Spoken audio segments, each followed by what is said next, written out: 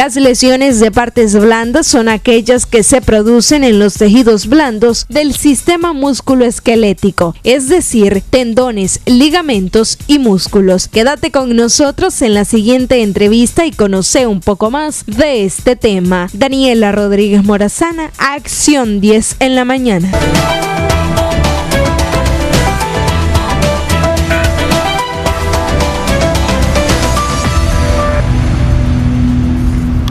Gracias por continuar con nosotros y ese es efectivamente el tema que estaremos abordando en la consulta con el especialista. Ya se encuentra con nosotros la doctora Hazel Smith. Muy buenos días, doctora. Gracias por acompañarnos una vez más en Acción 10 en la mañana. El tema que abordaremos es lesión de partes blandas. ¿Qué es y cuáles son sus causas, doctora? Primeramente, ¿verdad?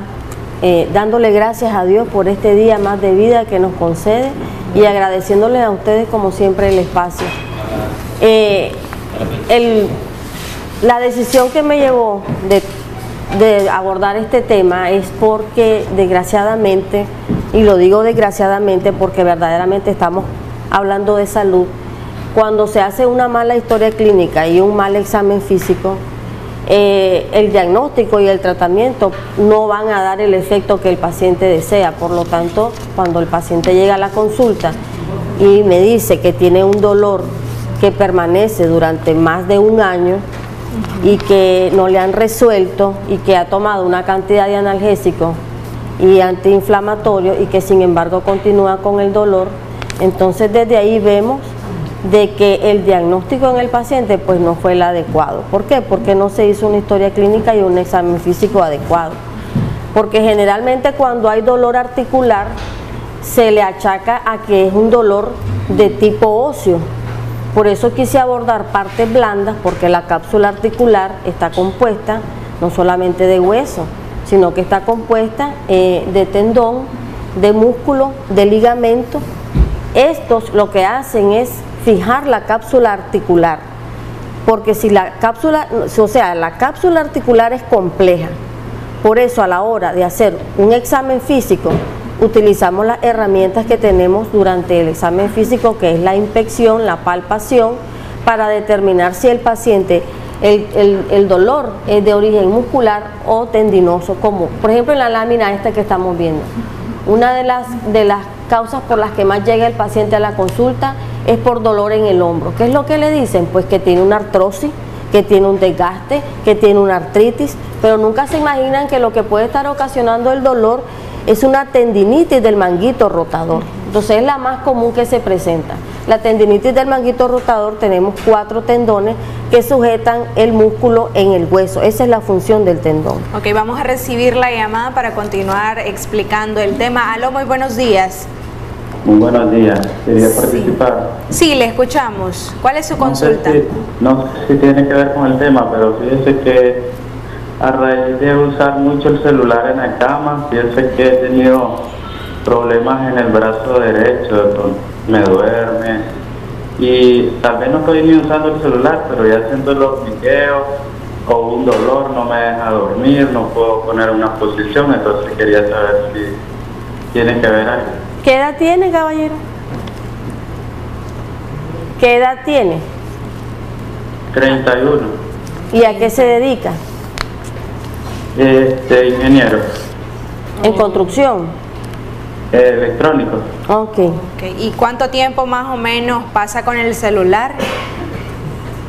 Solo en la noche, digamos, pero tal vez 1 o 2 horas así, pero ya me ha venido afectando este problema. ¿Es solamente a un lado del hombro, de la mano? A un lado, en el hombro arriba, pero se me duermen mucho los dedos, las manos, o sea, me duele. Ok. Puede dejar los datos al interno y lo valoramos, porque pueden ser muchas cosas. Puede ser una radiculopatía, como hablamos en el tema anterior, que puede haber una compresión radicular y le esté generando esa sintomatología del miembro. O puede ser un síndrome del túnel del carpo por estar utilizando el celular. Pueden ser muchas cosas, por eso es que es importante que el paciente asista a la consulta y se le realice la historia clínica.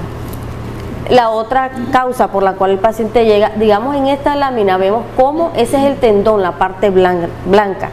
y los rojitos que vemos son el trauma que se genera en el tendón. Entonces ese trauma o microtrauma, porque son microscópicos, son los que generan el dolor, y hay gente o hay personas que dicen que les duele el codo, una epicondilitis, y ese dolor tiende a regarse en todo el área del antebrazo, generando pérdida de fuerza porque estamos hablando de músculo, y puede generar también calor local. Hay calor en la zona donde está localizada la articulación. Por eso es importante preguntarle al paciente si duele en reposo o si duele cuando está realizando alguna actividad física. Okay, vamos a recibir otra llamadita. Aló, muy buenos días. Aló, buenos días. Sí, usted está al aire. ¿Cuál es su consulta? Sí, quería hacer una consulta a la doctora. Sí, le escuchamos. Doctora, yo tengo estado de la clavícula, no fue fractura. Lo mío fue que a mí me cortaron, ¿verdad? Y ¿a usted lo golpearon? exacto. Y entonces aquí se me levantó lo que es la clavícula, pusieron lo que es un clavo, un pin. Y el dolor que tengo a veces es en el omoplato, siento que duele, pero siento que son los músculos, ¿verdad? Yo levanto mi brazo, pero siento que son los músculos. ¿Qué se puede hacer en ese caso? Se puede tomar una radiografía o se puede realizar un ultrasonido de partes blandas de la articulación acromioclavicular para ver si hay una extensión de líquido hacia la parte posterior, o sea, hacia la parte de la escápula, para determinar si hay líquido, porque una de las causas que ocasiona este dolor es cuando no solamente hay una tendinitis, sino que hay una tenosinovitis, es decir, que el líquido que lubrica la articulación se riega y se introduce entre las microfibras del músculo, y esto genera compresión, y la compresión es lo que genera la sintomatología, el dolor con sensación de calambre, hay calor en la zona, como lo mencionaba, hay limitación del movimiento porque estamos hablando de que es un trauma inflamatorio. El otro es el que estamos viendo ahorita, que es el síndrome del túnel carpiano, donde se pueden ver afectados los tendones que dan la función a la mano de flexión y extensión de los dedos. Entonces, generalmente cuando hay una tendinitis a nivel de la muñeca, hay que descubrir específicamente cuál es el nervio, porque ahí hay 3 nervios que pueden estar, por la inflamación del tendón, puede estar siendo irritado, porque el nervio tiene la función tiene la acción de irritarse fácilmente con una compresión. Es como que yo la empuje a usted y usted pegue contra algo y eso le dañe su cuerpo. Lo mismo sucede, los compartimentos son muy pequeños, limitados para que el nervio pase, y cuando hay una inflamación del tendón, entonces irradia hacia el nervio el dolor y se presenta la sintomatología. La otra, que es bastante común que el paciente llegue a la consulta, es por dolor en la rodilla. Entonces la diagnostican con una gonartrosis o gonalgia por una situación mecánica, pero a veces el paciente refiere que le duele mucho al estar de pie, al estar sentado, o le duele cuando hace caminatas. Hay gente que por las mañanas sale a caminar y no lo pueden hacer porque les duele mucho la rodilla y tal vez no han tenido ningún trauma. El problema es que cuando empiezan a hacer ejercicio lo hacen de una forma muy rápida, es decir, se empieza a caminar 5 minutos, 10 minutos, 15 minutos, pero si usted no está acostumbrada a caminar mucho y lo hace de forma repetitiva, entonces sí genera el dolor. Me gustaría tocar un punto cuando usted habla de caminar. ¿Qué pasa cuando existe obesidad y también existe una lesión en esa área, en la rodilla? Pero me explica posterior a la llamada. Aló, buenos días. Buenos días, mi consulta es que yo tengo problemas en los tendones de las manos. A mí ya me han infiltrado 3 veces mis dedos, pero siempre se me lesiona. Me decían que era dedo de resorte. Entonces a mí me infiltran uno, pero en poco tiempo se me lesiona el siguiente o en la otra mano. También ya me han infiltrado en lo que es el antebrazo. ¿El antebrazo a nivel del codo? Sí. ¿O en la muñeca? Ok. Y en la muñeca también.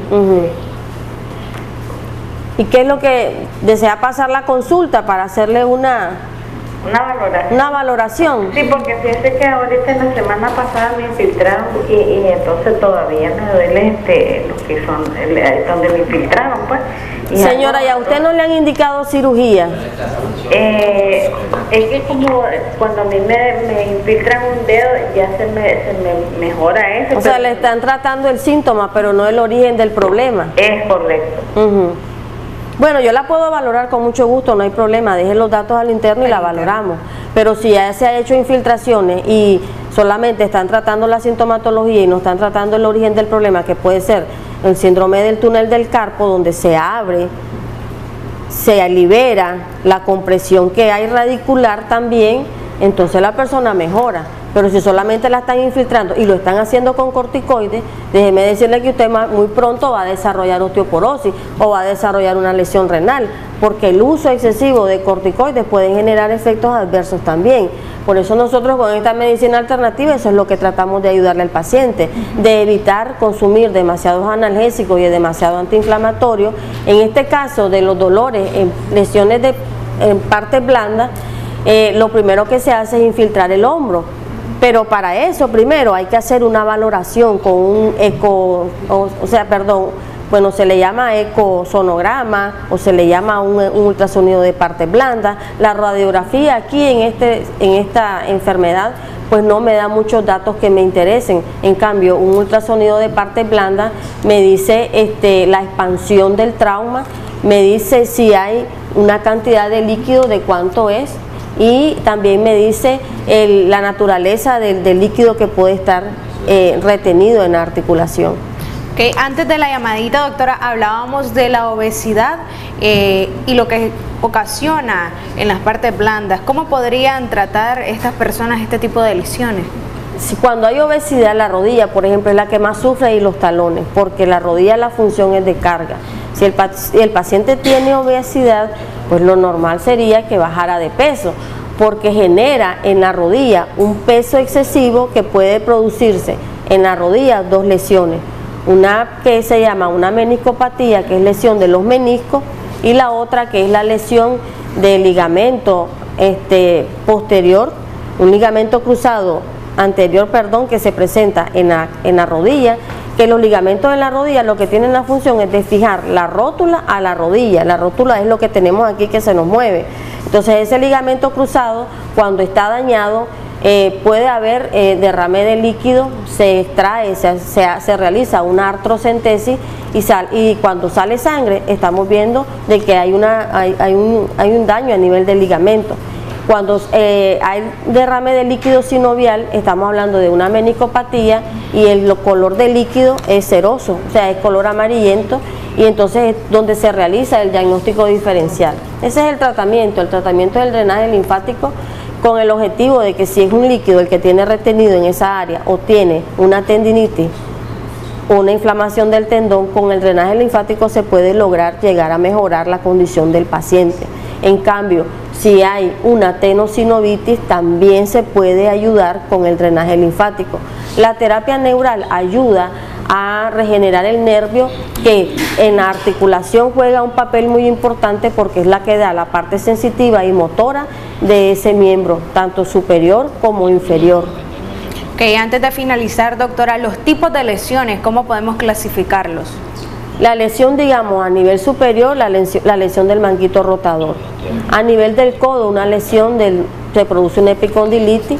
A nivel de lo que es la rodilla, puede ser una tendinitis rotuliana, una tendinitis poplítea, o lo profundo, que es una meniscopatía o una ruptura del ligamento cruzado anterior. A nivel de la parte más inferior vemos lo que es la fascitis plantar. La fascitis plantar es que la vaina de la fascia del tendón se inflama cuando el paciente pueda tener espolón calcáneo, pueda tener pie plano o se haya doblado el pie y se produce un esguince en el pie. Ese es un trauma bastante doloroso y hay que hacer un diagnóstico diferencial si es un esguince, si es un desgarro o si es una fractura. Por eso es importante, en el momento que el paciente tiene la lesión, asistir al médico y no automedicarse. ¿Y el tratamiento, doctora, y sus conclusiones finales? El tratamiento es basado en el diagnóstico. Se realiza la terapia neural y se realiza el drenaje linfático con el objetivo de eliminar el líquido que está retenido. Muchos pacientes refieren que hay una artrocentesis, o sea que extraen líquido de la rodilla, pero que a los 15 días de nuevo la rodilla se les vuelve a llenar de líquido. Lo único que hacen es hacer la artrocentesis, que es extraer el líquido, y a reposo. Pero la gente no hace el reposo, la gente sigue realizando sus tareas cotidianas y de nuevo se vuelve a recoger ese líquido. Entonces allí es cuando hay que valorar una posible cirugía y una prótesis en la rodilla, pero eso está en dependencia del criterio de cada médico, pues que siempre es diferente. Bien, lamentablemente el tiempo nos apremia, doctora, será hasta la próxima consulta. Yeltsin Espinosa Reyes, ¿qué tomas para el dolor? Adelante.